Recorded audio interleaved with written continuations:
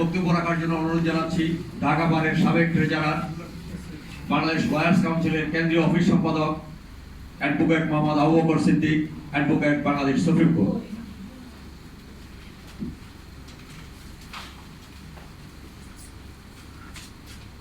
বিসমিল্লাহির রহমানির রহিম। আইনজীবীদের সর্ববৃহৎ সংগঠন বাংলাদেশ লয়ার্স কাউন্সিল কর্তৃক আয়োজিত আইনজীবীদের বাজেট ভাবনা শীর্ষক সেমিনারের জনাব সভাপতি, উপস্থিত মাননীয় প্রধান অতিথি, মঞ্চে উপবিষ্ট বিশেষ অতিথিবৃন্দ, বিজ্ঞ আইনজীবী নেতৃবৃন্দ, সমবেত আইনজীবী বন্ধুগণ, সাংবাদিকবৃন্দ, আসসালামু আলাইকুম রহমতুল্লাহি ওয়া বারাকাতুহু। বাংলাদেশের বর্তমান প্রেক্ষাপটে যে আমরা জানি খুব তাড়াতাড়ি সময় বাজেট অধিবেশন বসবে, কিন্তু অধিবেশনের পূর্ব মুহূর্তে আইনজীবীদের একটি সচেতন সংগঠন এই বাজেটের উপরে যে একটা বাজেট ভাবনা সেমিনার আয়োজন করেছেন, সেটা জাতির জন্য খুবই গুরুত্বপূর্ণ। এখানে প্রবন্ধকার ওনার কিনুটে বাজেট বিষয়ে বিশেষ করে আইন অঙ্গনের ক্ষেত্রে যে সুন্দর কিনুট প্রকাশ করেছেন, এটা খুবই যুক্তি এবং সময় উপযোগী। আমরা জানি যে বাংলাদেশের প্রতিটি গণতান্ত্রিক আন্দোলনের ক্ষেত্রে প্রত্যেক দলেরই, শুধু আইনজীবীরা না, রাজনৈতিক দলেরই স্লোগান ছিল যে আমরা বিচার বিভাগ বিকেন্দ্রীকরণ চাই, এবং আরো জোরালোভাবে সেটা প্রকাশিত হয়েছে। আপনারা জানেন যে 2024 সালের যে জুলাই আন্দোলনে সেটা স্লোগানই ছিল, শুধু আইনজীবীদের না পাওয়ার জন্য সাধারণের স্লোগান ছিল যে উই ওয়ান্ট জাস্টিস। এটা প্রবন্ধকার সুন্দরভাবে তার প্রবন্ধ উপস্থাপন করেছেন। আর একটা বিষয় অত্যন্ত পরিতাপের বিষয় যে সুপ্রিম কোর্টের সচিবালয় পৃথিবীকরণ এই বিলটি কিন্তু সরকার বাতিল করেছেন গত 9 এপ্রিল চলতি বছরে। তার পাশাপাশি যে বিচার বিভাগ পৃথিবীকরণ বাতিল করেছেন এবং যেটা আইনের সাথে সম্পৃক্ত মানবাধিকার কমিশন, দুর্নীতি দমন কমিশন, গুম কমিশন, এগুলো কিন্তু তারা মানছেন না, বাতিল করছেন।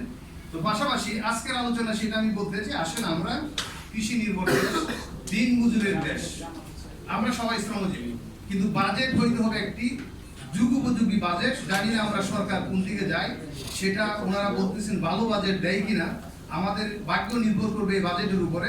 আপনারা জানেন গতকালকে সিদ্ধান্ত আসছে যে প্রায় 20% বিদ্যুতের উপরে তারা বৃদ্ধি করেছে। তো এটার চাপ আসবে শুধু আইনজীবী না, শুধু বিচার বিভাগ না, এই শ্রেণীর সকল মানুষের উপর, একেবারে মুচিওয়ালা থেকে শুরু করে প্রেসিডেন্ট পর্যন্ত।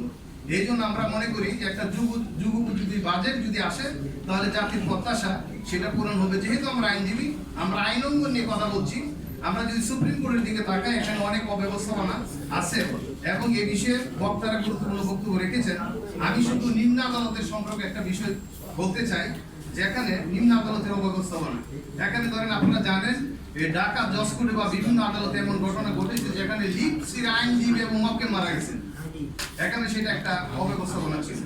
এখানে বাজেট থাকে কিন্তু এখানে অব্যবস্থাপনা, এখানে দুর্নীতি সম্পৃক্ত, মানে পর্যাপ্ত বিচারক নাই, পর্যাপ্ত বেঞ্চ নাই, শৌচাগারের ব্যবস্থা নাই, ফ্যান ব্যবস্থা নাই, এগুলি বাজেটে আনতে হবে এবং যাতে একটা সুন্দর বিচার ব্যবস্থাপনা হয়, জনগণ যাতে তার মৌলিক অধিকার সুন্দরভাবে উপভোগ করতে পারে, আমরা সেই একটা প্রত্যাশামূলক বাজেট সরকারের কাছে আমরা দাবি করছি। পাশাপাশি আজকের আলোচনার মাধ্যমে সরকারকে জানাতে চাই, আসুন আমরা আইনজীবী সমাজ, সচেতন সমাজ, আমরা আজকে যে উপস্থাপন করেছি সেটা সরকারের কাছে যাবে, সেটা আন্তর্জাতিক বিশ্ববন্ধ দেখবে, সেই আলোকে যাতে একটা বাজেট মানে প্রতিষ্ঠিত হয় এবং জনগণের আকাঙ্ক্ষা নিয়ে যে আমরা একটা জুলাই আন্দোলন করেছিলাম, এই আন্দোলন যাতে বাস্তবায়িত হয় সেটা আমরা চেষ্টা করবো। আর যদি সেটা না হয়, তাহলে পূর্বের সরকারগুলি যেভাবে বিদায় নিয়েছে আপনাদেরকে সেভাবে বিদায় নিতে হবে।